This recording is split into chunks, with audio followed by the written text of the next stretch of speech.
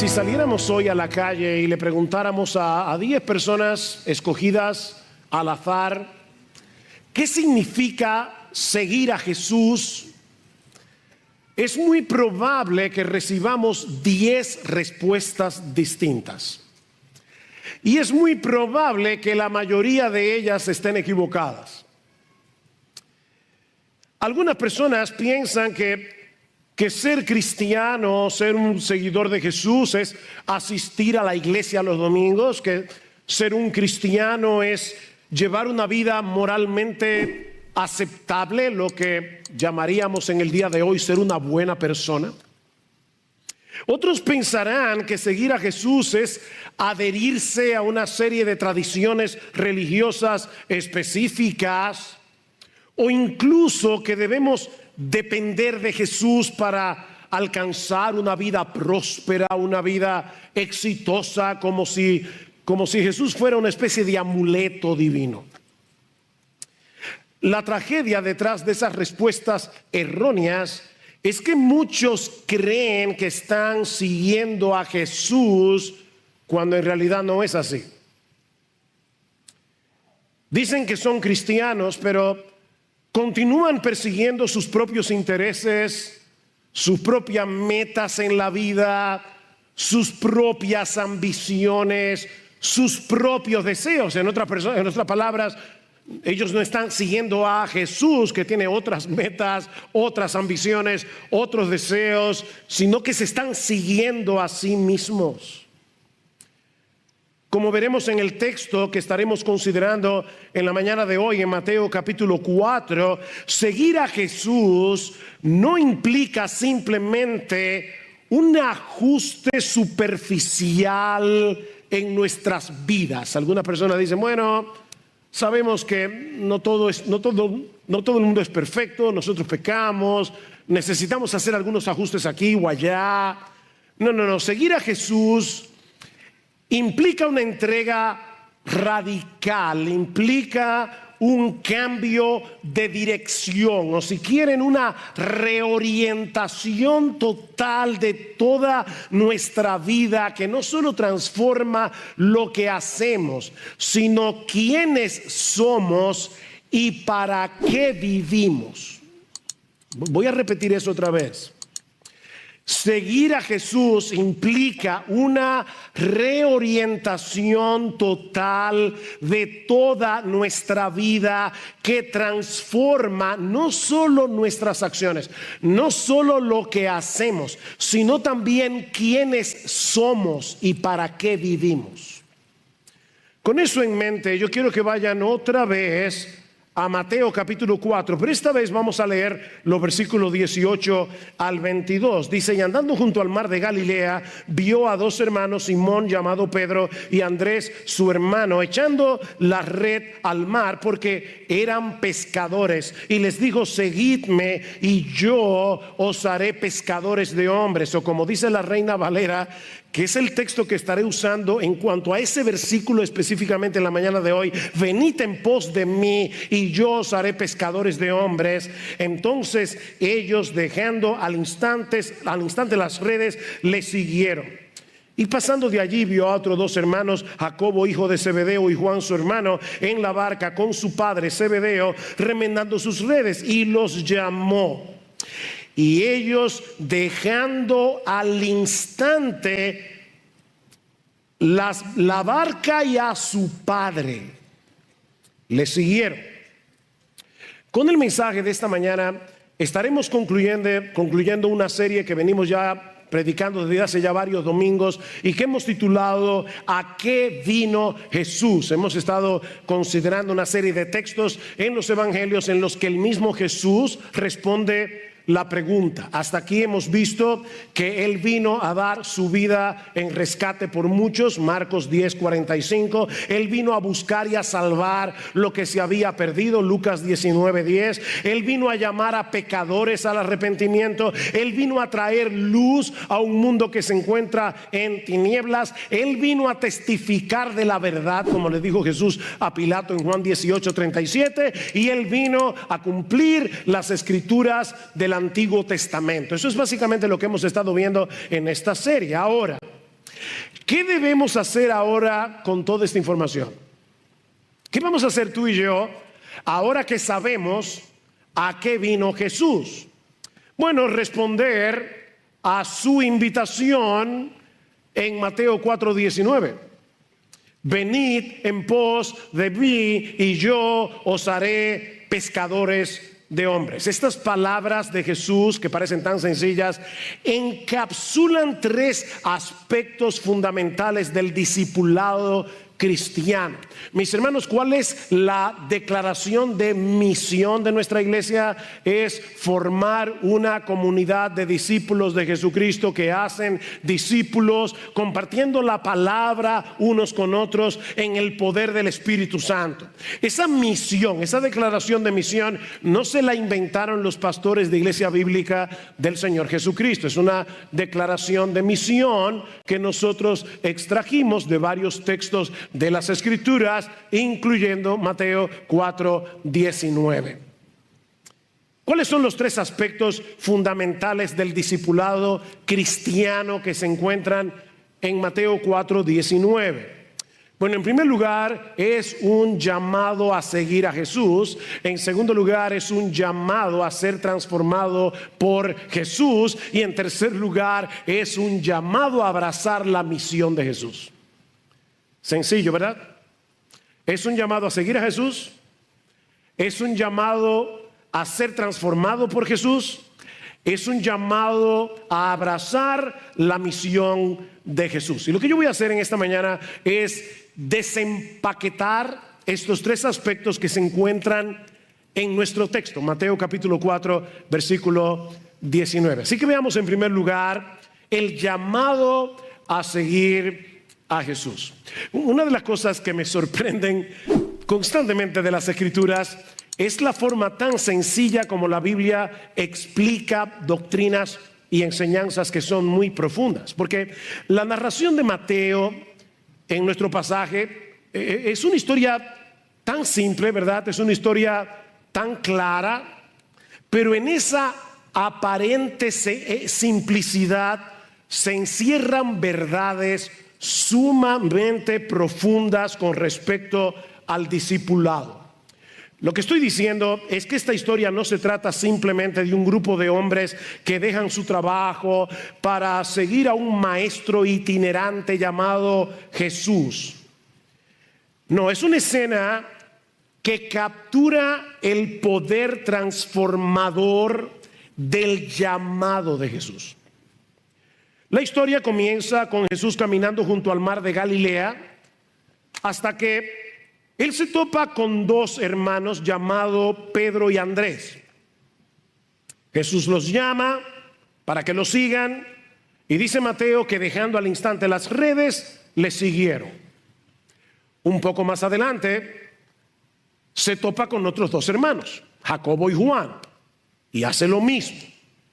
Lo llama y solo que en este caso Mateo añade que ellos dejaron la barca y a su padre para seguir a Jesús. Ahora déjenme contextualizar un poco para que ustedes entiendan lo que está sucediendo aquí.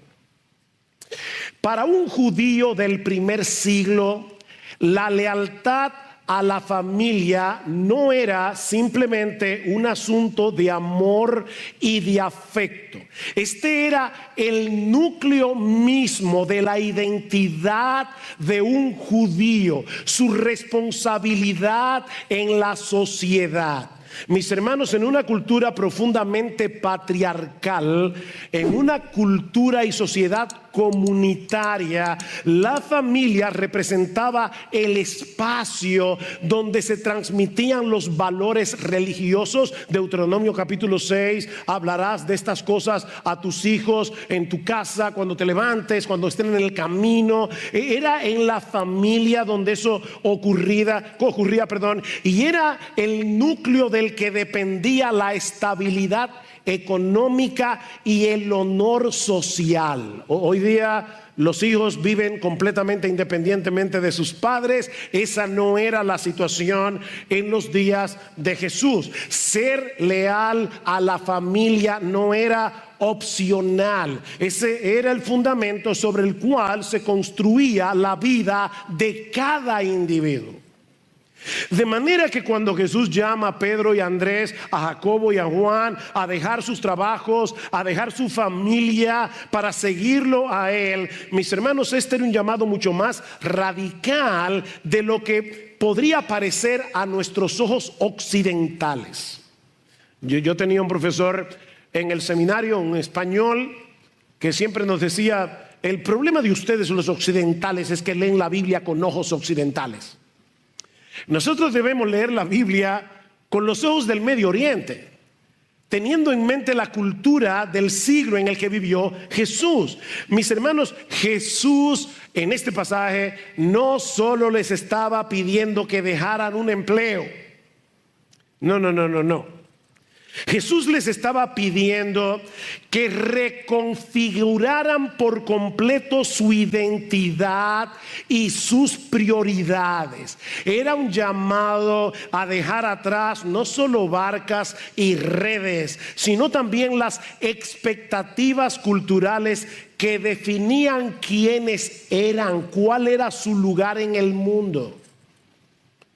Y obviamente en ese momento ellos no tenían un claro entendimiento de todo lo que implicaba seguir a Jesús, pero estos hombres dejaron todo atrás, porque entendieron en ese momento, entendieron que el llamado de Jesús, que lo que Jesús les estaba ofreciendo era infinitamente superior que lo que ellos estaban dejando. Estos hombres comprendieron en ese momento que el reino de Dios no era simplemente un concepto, era una realidad presente en la persona de Jesús, el Rey del reino, que lo exige todo porque lo ofrece todo. Yo recuerdo hace muchos años atrás que un miembro de esta iglesia, dando su testimonio, decía: mira, cuando yo me convertí, yo recuerdo que entendí el llamado de la Biblia y yo le decía al Señor: bueno, Señor, mira, yo estoy dispuesto a darte el 50% de mi vida.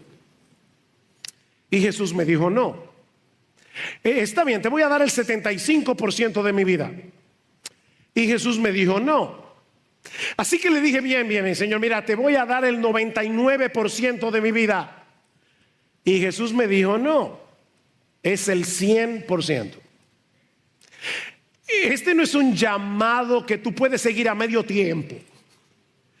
Este es un llamado a tiempo completo. Es el llamado del Rey de Reyes, del Señor de los Señores, del Hijo de Dios encarnado, un Rey que lo exige todo porque lo dio todo. Ahora, debo aclarar que esto no significa que Jesús estuviera negando la importancia de la familia, o que Jesús estuviera moviendo a estos dos pares de hermanos a violar el quinto mandamiento: honra a tu padre y a tu madre. Obviamente no, pero sí estaba estableciendo una lealtad a Jesús que supera todas las otras lealtades terrenales. Ese es el llamado. ¿Qué dice el Señor en Mateo capítulo 10, versículo 37? El que ama a padre o madre más que a mí no es digno de mí. El que ama a hijo o a hija más que a mí no es digno de mí. Y el que no toma su cruz y sigue en pos de mí no es digno de mí. Lo que Jesús exige es que tú lo ames a Él, lo tengas a Él como una prioridad, que no solamente está por encima de tus padres, no solamente está por encima de tus hijos, está por encima de tu propia vida. El que no toma su cruz y sigue en pos de mí no es digno de mí. Es un rey que lo exige todo porque Él lo dio todo. Obedecer este llamado demandaba de estos hombres una fe extraordinaria. porque implicaba no solo transferir su lealtad completa a Jesús, someterse a su autoridad absoluta. Mis hermanos, estos hombres estaban renunciando a la estabilidad económica que les brindaba un negocio que, por cierto, estaba en su mejor momento. En el pasaje de Lucas que Miguel leyó hace un momento, que es probablemente el pasaje paralelo a Mateo 4, vemos esta misma historia, pero con otros detalles que le añaden un poco de color. ¿Ustedes recuerdan? Miguel acaba de leer Lucas. Pedro y sus compañeros habían estado trabajando toda la noche en el mar. No habían pescado ni una sardina. Así que estos hombres estaban exhaustos, lavando sus redes a la orilla del mar de Galilea, cuando se aparece Jesús. Y ahora esta es la información que Lucas nos da, que Mateo no nos da. Y primero le pide a Pedro: Pedro, permíteme usar tu barca como púlpito. Jesús se sube en la barca de Pedro, la aleja un poco porque había demasiada gente en la orilla, y Jesús comienza a enseñar la palabra de Dios. Termina la enseñanza y ahora Jesús le pide a Pedro que lleven la barca mar adentro para volver a pescar. Y yo me puedo imaginar a Pedro diciendo: zapatero a tu zapato. Mira, tú puedes ser muy sabio, pero tú eres un carpintero. Yo soy un pescador profesional. Nosotros nos hemos pasado la noche entera pescando, que era la hora más óptima para pescar. No hemos sacado nada y ahora tú me estás pidiendo que vuelva de nuevo al mar. Nosotros que estamos exhaustos. Mis hermanos, esta gente se había pasado la noche entera pescando y no habían sacado nada. Y ahora Jesús le dice: Pedro, confía en mí, boga mar adentro y vuelvan a echar las redes. Y Pedro le dice: está bien, Señor, en tu palabra, como dice la Reina Valera, en tu palabra echaré la red. Y dice Lucas que la pesca fue tan grande que las redes comenzaron a romperse. Tuvieron que llamar 2 barcas adicionales que por poco se hunden por el peso de la pesca. Y mis hermanos, es precisamente en ese momento cuando el negocio estaba boyante, cuando no podía estar mejor, que Jesús les dice a estos hombres: déjenlo todo y síganme a mí. Mira, por favor, usa un poco tu imaginación. ¿Qué hubieras hecho tú? Tú miras las barcas, cientos de peces en las redes, y a un maestro que apenas está comenzando su ministerio, que te dice: ven y sígueme a mí, déjalo todo y sígueme. ¿Qué hubieras hecho tú? Estos hombres estaban dejando atrás una pequeña empresa pesquera. ¿Se dieron cuenta que dicen que eran socios? Pedro y Andrés, Jacobo y Juan. Era una empresa pequeña. Esta gente no era pobre, tampoco eran millonarios, pero tenían estabilidad económica. Ellos están dejando atrás esta pequeña empresa pesquera. Ellos están dejando atrás las redes llenas de peces, porque ellos entendieron y creyeron que lo que Jesús les estaba ofreciendo era 1000 veces mejor. Y yo te pregunto otra vez: ¿tú crees eso? Porque eso es lo que implica seguir a Jesús. Dice el Señor: aquel que no renuncia a todo lo que posee no puede ser mi discípulo. ¿Significa eso que tú tienes que dejar tu negocio igual que hicieron los discípulos originales? No. Lo que eso significa es que a partir de ese momento ni tu negocio, ni nada, ni tu cuenta bancaria está por encima de Jesús. Tu confianza no está en tu dinero depositado en un banco con un superinterés. Tu confianza está depositada únicamente en Jesús. A partir de ese momento ellos estaban matriculando en una especie de academia ambulante. Dice en Marcos capítulo 3 versículo 14 que Jesús llamó a 12 para que estuvieran con él y para enviarlos a predicar. ¿Se dan cuenta? Primero para que estuvieran con él, luego para enviarlos a predicar. Estos hombres, a partir desde este momento, durante 3 años y un poco más, ellos iban a caminar con Jesús, ellos iban a escuchar las enseñanzas de Jesús, ellos iban a ver a Jesús actuar, ellos iban a ver a Jesús interactuando con las personas que se encontraba en el camino. Y todo eso era parte del currículum. Ellos iban a ver a Jesús lidiando con el ataque constante de los fariseos. Ellos verían a Jesús teniendo compasión de los necesitados. Ellos iban a ver a Jesús juntándose con los despreciados publicanos, juntándose con prostitutas.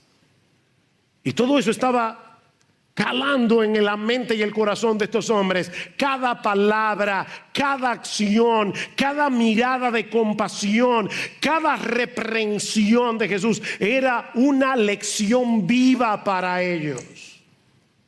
¿Qué escuela? Jesús no estaba formando discípulos teóricos.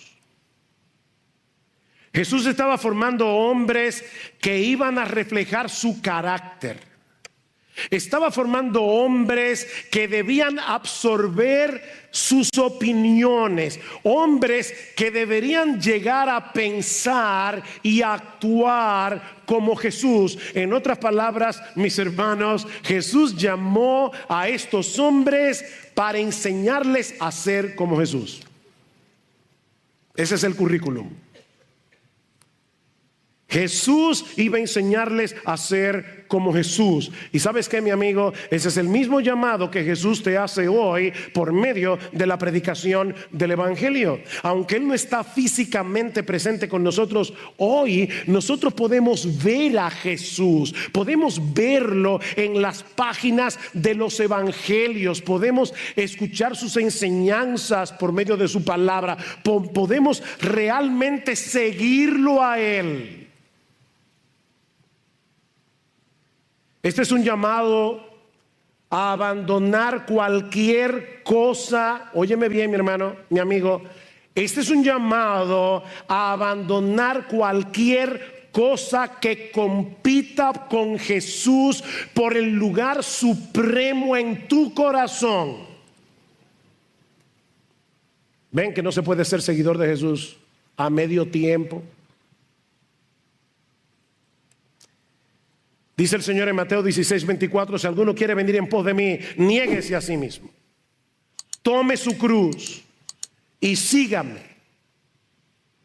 La conversión implica un cambio de lealtades.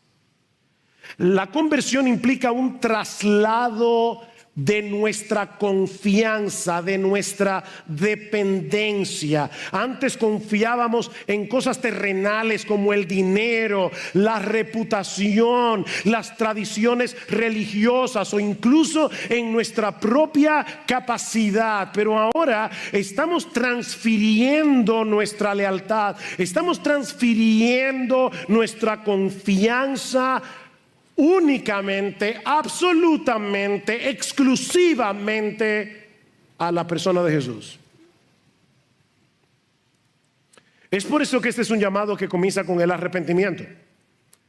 ¿Qué dicen en Mateo 4:17? Desde entonces comenzó Jesús a predicar, a decir: arrepentíos, porque el reino de los cielos se ha acercado. Y lo mismo vemos en la pesca milagrosa. ¿Recuerdan cuando Pedro estaba allí sacando las redes? Las redes se estaban rompiendo, llenas de peces, y de repente Pedro cae en la cuenta de lo que significa este milagro. Él dice: esta persona que está delante de mí no puede ser un mero hombre. Yo estoy delante de la presencia de Dios mismo. Y dice que Pedro se postra y dice: apártate de mí, Señor. Al principio le había dicho: maestro, toda la noche hemos estado pescando y no sacamos nada. Pero ahora de repente Pedro dice: si este hombre es capaz de mirar a lo profundo del mar y es capaz de llamar soberanamente a los peces para que se metan en las redes, este hombre también puede ver en lo profundo de mi propio corazón. Apártate de mí, Señor, yo soy un hombre pecador. Este camino del discipulado necesariamente comienza con el arrepentimiento.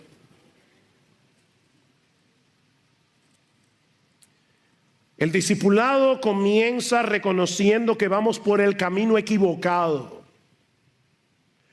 El discipulado comienza reconociendo que nosotros estamos viviendo para nuestro pequeño reino, haciendo nuestra voluntad, buscando nuestra propia gloria.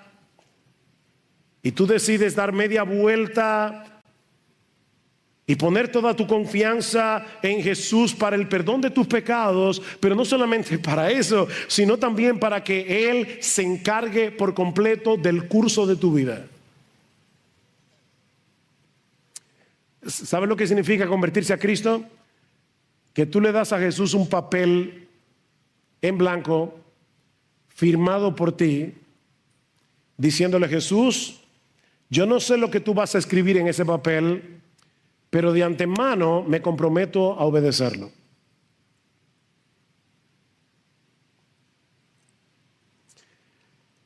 Los seguidores de Jesús van detrás de Jesús. Eso es obvio. Los seguidores de Jesús van detrás de Jesús en el camino de la obediencia a la voluntad de Dios. No siempre seguir a Jesús te va a llevar por el camino que más te gusta. Pero ahí es que entra en juego la fe. Señor, yo no entiendo por qué me estás llevando por este camino tan empinado. Yo no entiendo por qué me estás llevando por este camino tan doloroso. Yo no entiendo por qué me estás llevando por este camino tan peligroso. Pero ¿sabes qué, Señor? Yo te estoy siguiendo a ti. Por donde tú vayas iré, lo que tú me pidas haré. No porque confío en mis propias fuerzas, porque no confío en eso. Confío en la dependencia, en el poder del Espíritu Santo obrando en mí. Y no lo voy a hacer, Señor, para ganarme tu favor. Yo no te estoy diciendo: Señor, yo estoy dispuesto a seguirte para que tú me salves. No, mi amigo, óyeme bien. Tú no tienes que hacer eso para ganarte el favor de Jesús. Tú no tienes que obedecer la voluntad de Dios para ganarte el favor de nadie. Tú tienes que hacer eso, si eres cristiano, porque ya fuiste favorecido por Dios de pura gracia, gratuitamente. Pero ese es el llamado: ir detrás de Jesús. Es un llamado a la muerte del yo, para comenzar a vivir una nueva vida que es la vida de Cristo en mí. Con Cristo estoy juntamente crucificado, ya no vivo yo, mas vive Cristo en mí. Y lo que ahora vivo en la carne, es decir, en este cuerpo terrenal, lo vivo en la fe del Hijo de Dios, el cual me amó y se entregó a sí mismo por mí. Lucas 9:23 dice el Señor: y decía a todos, ven, no simplemente a una élite de super cristianos en la iglesia. No hay dos clases de discípulos, hay una sola clase de discípulos. Son aquellos que se han arrepentido de sus pecados y que confían únicamente en Jesús, siguen únicamente a Jesús. Y decía a todos: si alguno quiere venir en pos de mí, si alguno quiere venir, cualquiera, el que quiera venir en pos de mí, niéguese a sí mismo, tome su cruz cada día y sígame. ¿Y por qué ese énfasis en cada día? Bueno, porque el pecado todavía mora en nosotros y cada día nosotros vamos a ser tentados a bajarnos de la cruz. Es cada día. Los discípulos de Jesús tienen una lucha a muerte todos los días. Una lucha a muerte contra patrones de pecados, una lucha a muerte contra ambiciones egoístas, una lucha a muerte incluso, escuchen esto, contra cosas buenas que están amenazando nuestra lealtad a Jesús. Porque si tú le estás dando a una cosa buena como tu esposa, tu familia, etcétera, si tú le estás dando tu lealtad a una cosa buena, pero por encima de tu lealtad a Jesús, eso se llama idolatría.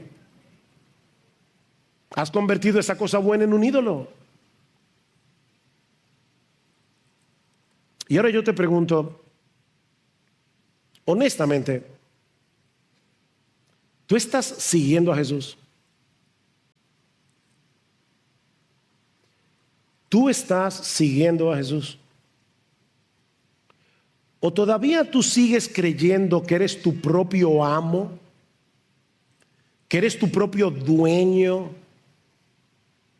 ¿Que eres tu propio Señor? Porque si es así, mi amigo, arrepiéntete y ven a Jesús. Arrepiéntete y ven a Jesús. Mi amigo, escucha con toda seriedad este llamado y obedécelo. Y obedécelo cuanto antes, porque es un llamado urgente. En una ocasión, Lucas capítulo 9, el Señor va caminando por las calles y se acerca una persona y le dice: Señor, te seguiré a donde quiera que vayas, pero deja que vaya primero y entierre a mi padre. Y probablemente la idea era esta. Para un judío, otra vez, la lealtad a la familia era muy fuerte. O sea, no era simplemente que el padre se había muerto y él quería ir al mortuorio. Probablemente lo que le está diciendo es: Señor, mi padre no se ha muerto y yo no quiero darle ese dolor. Yo quiero estar ahí con él hasta que se muera. Cuando yo lo entierro y te sigo. Y Jesús le dice: no. Deja que los muertos entierren a sus muertos y tú ven y sígueme. Esto es un asunto urgente. Mi amigo, esto es un asunto de vida o muerte. El día de la salvación es aquí ahora para ti. Dios te trajo a escuchar su palabra para que escuches el llamado de Jesús. Ven y sígueme ahora.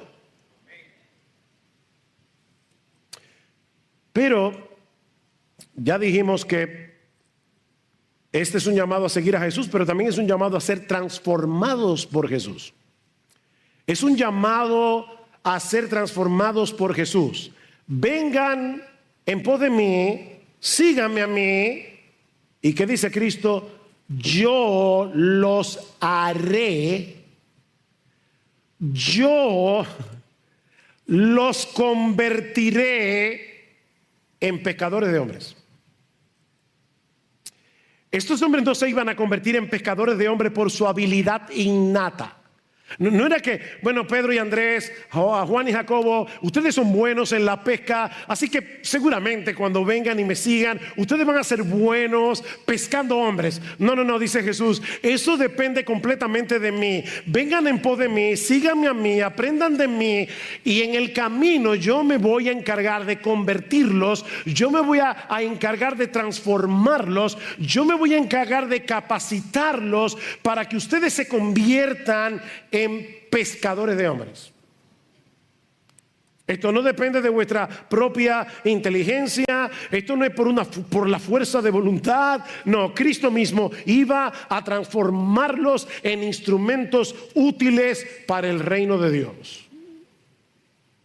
¿No te alienta eso, mi hermano? Nosotros nos vemos tan débiles. Bueno, mira a Pedro en la Biblia. Tú quieres un hombre más impulsivo, que haya metido más la pata que Pedro. Y precisamente fue a ese hombre que Cristo lo convirtió en uno de los instrumentos más poderosos para predicar el evangelio a los judíos y a los gentiles. Es Jesús. La clave no está en ti, la clave no está en tus capacidades innatas, la clave está en Jesús. El discipulado es una obra de la gracia de Dios. ¿Qué dice Pablo en Filipenses 1:6? Dice: el que comenzó en vosotros la buena obra, Él la perfeccionará hasta el día de Jesucristo. Ven, Él comenzó la obra, no fuiste tú. Y por lo tanto Él la completará, no tú. Jesús es el que llama soberanamente, Jesús es el que nos capacita, Jesús es el que dirige nuestras vidas hacia el propósito que Él tiene para cada uno de nosotros. Es una obra de transformación progresiva por medio del Espíritu Santo, aplicando en nosotros con poder su palabra para hacernos cada vez más como Jesús y para convertirnos en instrumentos de Jesús. Cuando Cristo llamó a Pedro, a Juan, a Andrés, a Jacobo y a Juan, mis hermanos, nadie iba a prever lo que él iba a hacer con ellos. Hay una historia muy simpática, una leyenda de que Jesús llega al cielo, ya después que terminó su obra, ya resucitó, ascendió, está sentado a la diestra del Padre, y los ángeles le dicen: bueno, Señor, ¿y ahora qué? Dice: bueno, que yo voy a transformar el mundo entero con el Evangelio. El Evangelio va a llegar hasta lo último de la tierra. ¿Y cuál es tu plan? ¿No? Con esos 12 hombres que están ahí.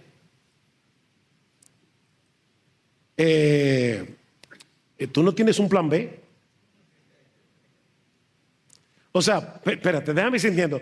Con Pedro, el que te negó, con los otros que salieron corriendo en la resurrección, en la crucifixión, o sea, con esos que el día antes de tú ser arrestado estaban discutiendo entre ellos cuál iba a ser mayor en el reino de los cielos. O sea, de verdad, señores, con esos 12 hombres que tú vas a cambiar el mundo. Piénsenlo. No era precisamente un dream team. ¿Tú no tienes un plan B? No. Hay solo un plan A, y es el único. Jesús convertiría a esos 4 hombres comunes y corrientes en instrumentos poderosos para la propagación del Evangelio. Y todo comenzó cuando Cristo los llamó. Oigan, todo comienza con las palabras de Jesús. Las palabras de Jesús. Déjeme explicar teológicamente lo que yo quiero decir. Así como en la creación inicial Dios habló y el universo fue formado, aquí Jesús habla con autoridad: sígueme, y produce una nueva creación en la vida de sus discípulos. Eso fue lo que Jesús hizo en tu vida. 2 Corintios 5:17: si alguno está en Cristo, nueva criatura es. El texto dice literalmente: si alguno está en Cristo, nueva creación es. Es una nueva creación. Efesios 2:10: porque somos hechura suya, creados en Cristo Jesús para buenas obras, las cuales Él preparó de antemano para que anduviésemos en ellas. Es por eso que al final de la historia Jesús se llevará toda la gloria. Es Jesús. Lo que estoy diciendo, mis hermanos, es que Jesús no solo nos llama a vivir para un propósito, sino que nos recrea para que seamos capaces de cumplir el propósito.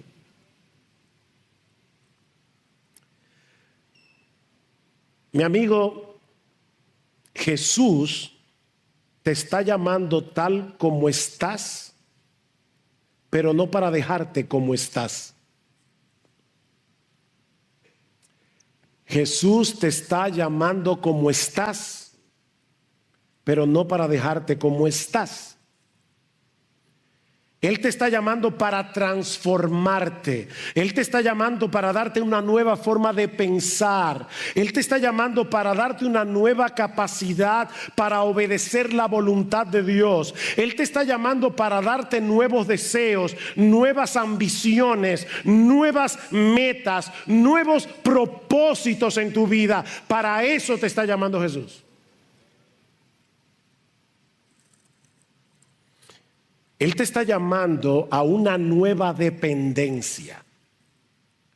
O sea, en vez de tú seguir dependiendo de tus propias capacidades o en cualquier otra cosa, Él te está llamando para que desde ahora en adelante tú dependas de Él, para que Él te cambie, para que Él te dé la capacidad de obedecer, para que Él te capacite a servirle en su reino. ¿Qué dice el salmista? Encomienda al Señor tu camino y confía en Él, y Él hará.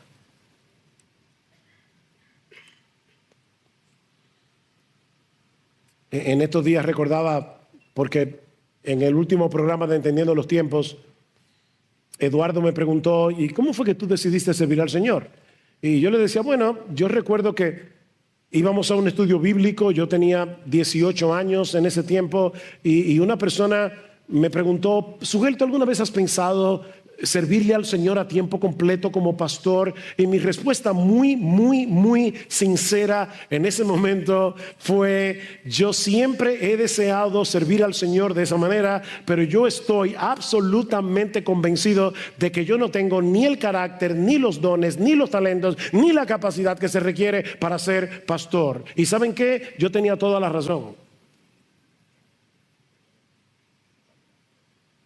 Hay un programa que se llamaba, yo no sé si eso todavía está vigente, Factor X.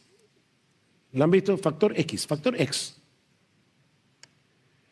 Mira, olvídate del Factor X. Incorpora en tu vida el Factor Jesús.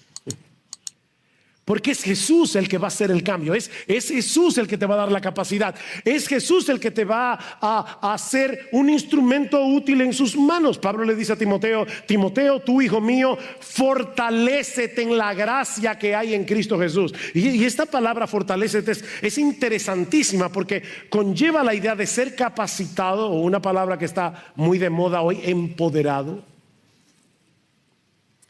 Solo que en este caso no es en nuestras propias fuerzas, sino en una fuente de poder externa. Sé empoderado por medio de una fuente de poder externo, que es, en este caso, la gracia que se encuentra en Cristo Jesús. Hijo mío, fortalécete, empodérate en la gracia que es en Cristo Jesús. ¿Qué significa eso? Reconocer nuestra debilidad, nuestra impotencia, y depender completamente del poder que Cristo provee. Mis hermanos, esto en la práctica es una práctica diaria de humillación, humillarnos. Señor, yo no puedo. Es una práctica diaria de humillación, de orar, de buscar su presencia, de actuar en fe, confiando en que su gracia es suficiente para hacer lo que Él quiere que yo haga.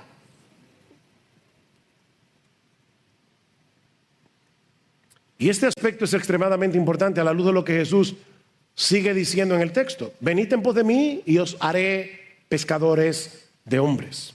Y este es el tercer elemento del llamado que hemos visto hasta aquí. Este es un llamado a seguir a Jesús, es un llamado a ser transformado por Jesús, es un llamado a abrazar la misión de Jesús. La misión de Jesús. ¿A qué vino Jesús? A pescar hombres para el reino. El Hijo de Dios dejó su trono en el cielo, dejó la gloria para venir a rescatar pecadores. Y ahora está diciendo: ustedes son mis discípulos, tienen que abrazar mi misión. Yo vine a ser pescador de hombres, ustedes serán hechos por mí pescadores de hombres. Mis hermanos, la conversión en discípulos de Jesús no es un fin en sí mismo. Es el inicio de una nueva misión de vida: llegar a ser pescadores de hombres. Y aquí tenemos que volver al pasaje de Lucas 5 otra vez, porque allí se ilustra lo que implica este aspecto del llamado de Jesús. Recuerden la historia otra vez. Pedro y los demás se han pasado la noche pescando, no han sacado nada, pero Señor, en tu palabra echaré la red. Y sacan una cantidad de peces tan grande que dice Lucas que era una multitud de peces. Esa es la idea de la palabra original. Esa es la misma palabra que Lucas va a usar más adelante en el libro de los Hechos, cuando el evangelio comienza a extenderse y grandes multitudes de hombres y mujeres eran añadidas al Señor. Es exactamente la misma palabra. Por ejemplo, en Hechos 5:14 dice: los que creían en el Señor aumentaban más, gran número. Ahí está la palabra de Lucas 5, gran número, así de hombres como de mujeres. O 14:1, una gran multitud. Ahí está la palabra otra vez. Así que el milagro de la pesca apuntas a la realidad de que Jesús tiene el poder y tiene la autoridad para reunir multitudes de personas y traerlas arrepentidas y creyentes a su reino. Solo que esta pesca de hombres obviamente no es como la pesca de peces. Los peces se atrapan para ser comidos, pero los hombres son capturados por el evangelio para ser salvados. Jesús no nos envía a pescar a la gente para explotarlas. Es para traerlos hacia Él, para que encuentren descanso en Él. Venid a mí todos los que estáis trabajados y cargados, yo los haré descansar. Es para que encuentren gozo en Jesús, Juan 15:11. Es para que encuentren perdón y vida eterna, Juan 3:36. Así que, hermanos, este milagro en el mar de Galilea fue una especie de parábola viviente. Era una especie de declaración del propósito eterno de Dios de reunir a un pueblo para su gloria.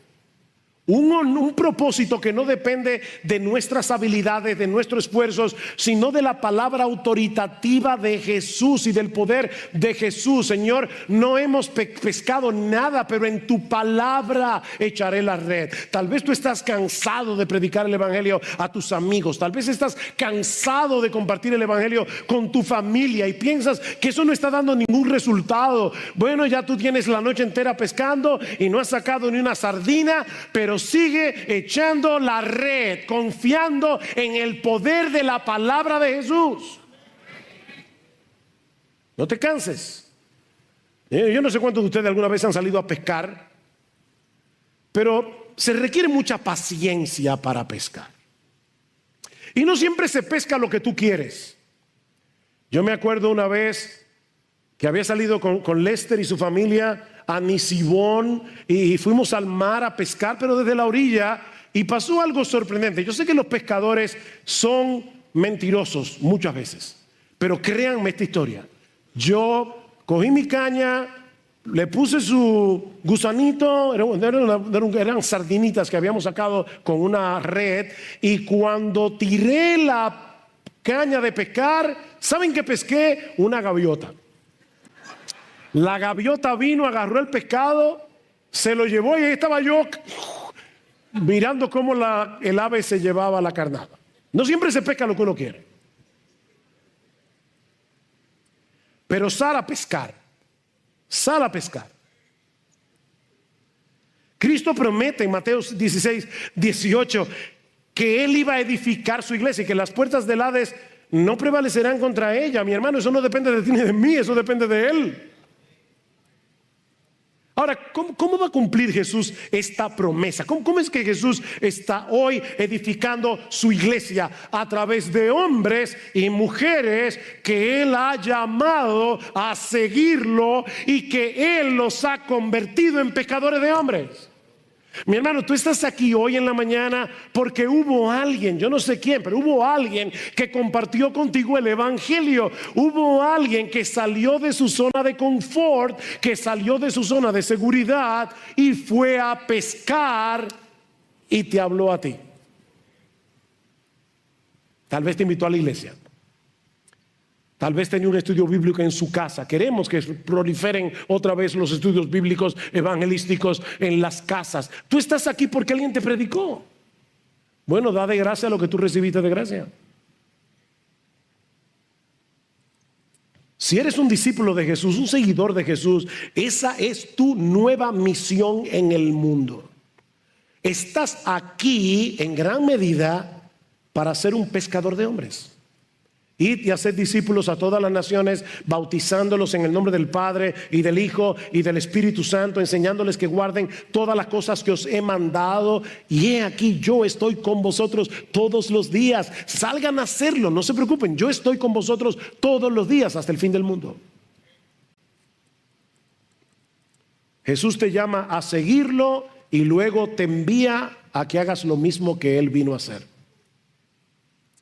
Predicar el evangelio a otros, llamarlos para que sigan a Jesús. Mi hermano, eso no depende de tu capacidad para convencer a la gente. Eso depende del poder de Jesús que está en nosotros todos los días. Ese Jesús que obra por su Espíritu en los corazones de los hombres, a través de su palabra. ¿Qué estaba haciendo Jesús en Mateo 4? Predicando el Evangelio, dice versículo 17. ¿Qué estaba haciendo Jesús en Lucas 5? Predicando el Evangelio. Y le estaba diciendo a los discípulos, ¿saben qué? Cuando ustedes hagan lo mismo, ustedes van a tener probablemente un resultado similar. Nuestra responsabilidad no es convertir a la gente. Es compartir el Evangelio, dejando los resultados en las manos del Señor. Y mi hermano, no te sientas desanimado cuando tú no veas los resultados que deseas, porque no siempre nos toca a nosotros ver el final de la obra que Dios está haciendo. ¿Recuerdan las palabras de Pablo en 1 Corintios 3? Yo planté, Apolos regó, pero el crecimiento lo ha dado Dios. Así que dice Pablo, ni el que planta es algo, ni el que riega es algo, sino Dios que da el crecimiento. Así que a uno les toca plantar, a otro le toca regar y a otro le toca cosechar. Pero es una labor en cierto modo comunitaria. Jesús dijo a sus discípulos en Hechos 1:8 que una de las razones por la que Él les enviaría el Espíritu Santo era para que recibieran el poder necesario para dar testimonio de Él hasta lo último de la tierra. Óyeme, Dios envió a tu vida el Espíritu Santo para que tú pudieras dar testimonio de Él hasta lo último de la tierra. Predica el Evangelio, mi hermano, predica el Evangelio. Como decía hace un momento, Jesús no tiene un plan B para alcanzar al mundo incrédulo con su palabra. Nosotros somos su plan, el único plan. Pablo dice en 2 Corintios 5:20 que nosotros somos embajadores en nombre de Cristo, como si Dios rogase por medio de nosotros. Escucha eso. Como si Dios rogase por medio de nosotros. Os rogamos en nombre de Cristo, reconciliaos con Dios. Comparte el Evangelio a tus familiares, comparte el Evangelio a tus amigos, comparte el Evangelio a tus compañeros de estudio, en el colegio, en la universidad. Pídele al Señor que te ayude a ver el mundo con los ojos de Jesús, como dice un antiguo himno. Hazme ver, Señor, al mundo como tú. Permíteme verlo con tus ojos. Permíteme ver la necesidad que tienen de ti. Y en oración dile a otros lo que hizo Jesús en la cruz para salvar a pecadores. Riega la semilla de la palabra en oración, y Dios se encargará de usarla conforme a su perfecta y santa voluntad. Y si tú estás aquí sin Cristo, mi amigo, por favor no te vayas de este lugar sin obedecer el llamado de Jesús, porque su invitación continúa vigente hoy. Qué precioso, venid a mí todos los que estáis trabajados y cargados, y yo os haré descansar. Y Jesús le dijo eso a una sociedad de personas que creían que tenían que hacer esto y tenían que hacer esto y tenían que hacer esto para poder salvarse. Y Cristo le dice, venid a mí. Ustedes están cansados de tratar de ganarse la salvación por sus buenas obras. Vengan a mí, todos los que estáis trabajados y cargados, yo los haré descansar. Yo soy el pan de vida. El que a mí viene nunca tendrá hambre, y el que en mí cree no tendrá sed jamás. Si alguno tiene sed, venga a mí, beba. El que cree en mí, como dice la Escritura, de su interior correrán ríos de agua viva. Ven y síguelo, mi amigo. Deposita en Él toda tu confianza como el Dios encarnado que murió por pecadores en la cruz. Y yo te aseguro, por la autoridad de este libro, que tu fe no será defraudada.